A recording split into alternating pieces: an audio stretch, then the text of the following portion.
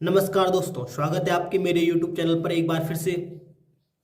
तो मैं आपको फिजिक्स के मोस्ट इंपॉर्टेंट क्वेश्चन करवा रहा था, उसमें से आज मैं आपको चैप्टर 1 का मोस्ट इंपॉर्टेंट क्वेश्चन लाया हूँ। उससे पहले मैं आपको बताना चाहूँगा कि जिस तरीके से ये महामारी बढ़ रही है तो कृपया इससे सुरक्षित रहें और घर पे रहें। तो शुरू करते हैं आज की क्लास, जो है कि अक्षय स्थिति में क्या है। क्वेश्चन है अक्षय स्थिति में वैद्युतीय विद्युत द्विध्रुव की विद्युत क्षेत्र की तीव्रता। ठीक है, तो हम क्या करेंगे, हम आपको बता दें कि यहां पर हम क्या लेंगे, एक वैद्युत द्विध्रुव लेंगे ए बी। ठीक है, एक वैद्युत द्विध्रुव क्या लेंगे, ए बी लेंगे, जिसके बीच की दूरी क्या होगी 2l होगी, या बीच की लंबाई क्या होगी 2l होगी। ठीक है, इस वैद्युत द्विध्रुव की बात करें तो इस पे ए बिंदु पर माइनस क्यू आवेश है और बी बिंदु पर क्या है प्लस क्यू आवेश है। इसके ए बिंदु पर माइनस क्यू आवेश और बी बिंदु पर क्या है प्लस क्यू आवेश है। ठीक है, इसका जो मध्य बिंदु है, जो मध्य बिंदु O है, वो इसको दो बराबर भागों में बांटता है L और L में। जो इसको दो बराबर भागों में क्या बांटता है, L और L में। ठीक है,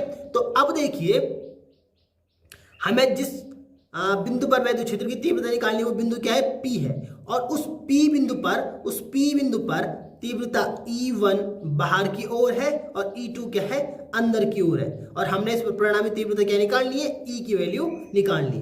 तो प्लस क्यू आवेश से P बिंदु की दूरी क्या है R माइनस एल, और माइनस क्यू आवेश से P बिंदु की दूरी क्या है R प्लस एल है। क्या है, R प्लस एल है। ठीक है, तो ये तो ये फिगर के बारे में। ठीक है, अब हम लिखेंगे कि माना एक वैद्युत द्विध्रुव ए बी है, कि माना एक वैद्युत द्विध्रुव क्या है ए बी है, जिसके बिंदु ए पर माइनस क्यू और बिंदु बी पर प्लस क्यू आवेश है। ठीक है, उसके बाद इस वैद्युत द्विध्रुव के बीच की दूरी क्या है 2l है। ठीक है, और इसका मध्य बिंदु क्या है O है, जो इसे दो बराबर भागों में बांटता है, मध्य बिंदु O से दूरी,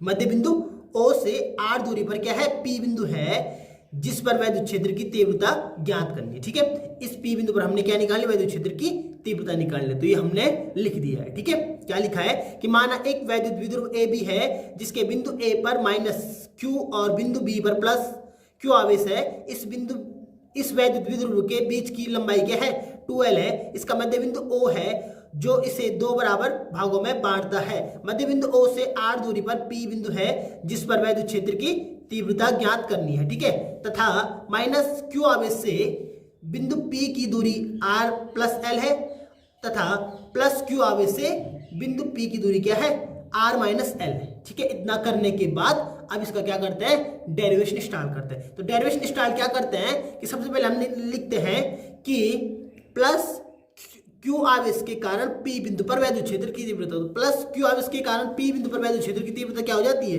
E1 बराबर क्या हो जाती है, E1 बराबर 1/4 पाई एप्सिलॉन नॉट Q अपॉन क्या हो जाती है, Q upon R minus L का होल स्क्वायर। ठीक है, और यहां पर क्या होती है कि B से क्या P की ओर तीव्रता क्या होती है, B से P की ओर क्या होती है, B से P की ओर। ठीक है, तीव्रता क्या होती है B से P की ओर। ठीक है, तो इस टाइप से। ठीक है, तो क्या लिखेंगे हम कि Q आवेश के कारण बिंदु P पर वैद्युत क्षेत्र की तीव्रता क्या है, E1 बराबर 1/4 पाई epsilon not Q upon R minus L का होल स्क्वायर, और क्या होगी B से P की ओर। ठीक है, इतना करने के बाद अब हम आगे का करेंगे कि आगे क्या होगा कि माइनस क्यू आवेश के कारण बिंदु P पर वैद्युत क्षेत्र की तीव्रता, तो माइनस P आवेश के कारण बिंदु P पर वैद्युत क्षेत्र की तीव्रता हो जाएगी क्या, वो हो जाएगी E2 बराबर हो जाएगी 1/4 pi epsilon 0 Q upon R plus L का होल स्क्वायर, और यहां तीव्रता क्या होगी P से A की ओर क्या हो जाएगी, P से A की ओर तीव्रता क्या हो जाएगी P से A की ओर। ठीक है, तीव्रता हो जाएगी P से A की ओर। तब अब यहाँ पे लिख आएंगे कि अतः, या ठीक है क्या लिखेंगे, अतः P बिंदु पर परिणामी तीव्रता, क्या लिखेंगे, P बिंदु पर परिणामी तीव्रता, परिणामी तीव्रता, ठीक है, परिणामी क्षेत्र की तीव्रता, परिणामी तीव्रता, परिणामी क्षेत्र की तीव्रता, ठीक हो गया। तो यहां पर क्या होंगी, वो हो जाएगी E बराबर, क्या हो जाएगी, E बराबर E1 माइनस E2, क्या हो जाएगी, E बराबर E1 माइनस E2, ठीक है। तो यहां से वैल्यू पुट करो तो E बराबर हो जाएगा 1/4 पाई epsilon not Q upon R minus L का होल स्क्वायर और minus 1/4 pi epsilon not Q upon R plus L का होल स्क्वायर। इतना करने के बाद आपको पता है कि Q upon 4 pi epsilon not क्या है, दोनों में कॉमन है, तो हो जाएगा Q upon 4 pi epsilon not common आके 1/R माइनस L का होल स्क्वायर और माइनस 1/R प्लस L का होल स्क्वायर, ठीक है। इतना करने के बाद E बराबर Q upon 4 pi epsilon not, ये क्रॉस मल्टीप्लाई, ठीक है, तो R प्लस L का whole square minus R minus L का होल स्क्वायर अपॉन, यहां पर देखिए, यहां पर मैं आपको समझाना चाहूंगा एक बार कि यहां पर क्या करते हैं, यहां पर क्या है कि R प्लस L का होल स्क्वायर और R माइनस L का होल स्क्वायर है तो ठीक है, लेकिन नीचे की साइड देखो कि क्या है, R माइनस L का होल स्क्वायर और R प्लस L का होल स्क्वायर। अगर मैं एक बार के लिए होल स्क्वायर को हटा दूं तो आप देखो ये क्या है, R माइनस L और R प्लस L, तो आपको पता होगा कि A माइनस B और A प्लस B, तो A माइनस B का स्क्वायर, वो A माइनस बी और A प्लस बी को क्या लिखते हैं, A square minus B square, तो इसको भी हम लिख देंगे R square minus L square, और फिर इसका क्या था, होल स्क्वायर था, उसका भी स्क्वायर, ठीक है। इस टाइप से इसको करेंगे तो ये क्या हो जाएगा, R माइनस L का होल स्क्वायर, ठीक है। इतना करने के बाद अब आप क्या करोगे, अब आप लिखोगे, इसको सॉल्व करोगे, ठीक है। तो आप लिखोगे कि E बराबर Q upon 4 pi epsilon not, इतनी बात हो गई। यहां पर R का स्क्वायर प्लस L का स्क्वायर और प्लस 2RL, आपको बता दूं ये कौन सा फॉर्मूला है, A प्लस बी का होल स्क्वायर का, तो A square minus B square plus 2AB, ठीक है, माइनस ब्रैकेट में R square plus L square minus 2RL, ठीक है, ब्रैकेट क्लोज, और नीचे वही रहेगा R माइनस L का होल, सॉरी यहां पर लिखना था मुझे R स्क्वायर L स्क्वायर का होल स्क्वायर, ठीक है, R स्क्वायर L स्क्वायर का होल स्क्वायर, ठीक है। ये करने के बाद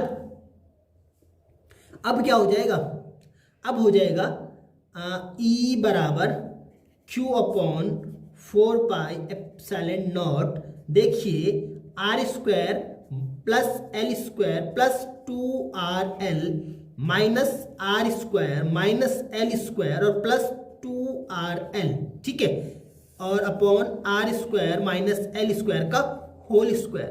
तो यहां पर क्या हो जाएगा, R स्क्वायर से R स्क्वायर कट जाएगा, L स्क्वायर से L स्क्वायर कट जाएगा, ठीक है। तो E बराबर आ जाएगा Q upon 4 pi epsilon not, दोनों को जोड़ देंगे तो हो जाएगा 4RL upon R square minus L square का होल स्क्वायर, ठीक है। इतना करने के बाद आपको मैं एक और चीज बता दूं कि यहां पर क्या है, 4RL है, तो मैं इसको लिख सकता हूं 2R और 2L में, ठीक है। तो यहां पर देखिए उसके साथ हमारे साथ क्या है, Q भी है, तो Q इंटू 2L की वैल्यू क्या होती है, P, तो अब मैं इसको किस में बदल दूंगा, P में बदल दूंगा, ठीक है। तो मैं अगली लाइन में लिखूंगा कि E बराबर Q upon 4 pi epsilon not 2L into 2R upon R square minus L square का होल स्क्वायर। तो मैंने क्या बताया, मैं इस वैल्यू को किस में बदल दूंगा, P में बदल दूंगा। तो अब मैं अगली लाइन में लिखूंगा कि E बराबर 1/4 पाई epsilon not P upon R square minus L square का होल स्क्वायर, और P के साथ क्या आएगा, 2r भी आएगा। ठीक है, यहां पर मैं ब्रैकेट में इसको बता दूंगा कि मैंने p बराबर क्या कर रखा है, 2l इंटू क्यू बता रखा है। ठीक है, तो अब मैं ये बोलूंगा कि r ग्रेटर देन l, इसलिए l क्या लिखेंगे, इसलिए l को नगण्य मानते हुए, क्या लिखेंगे, इसलिए l को नगण्य मानते हुए। ठीक है, इसलिए l को नगण्य मानते हुए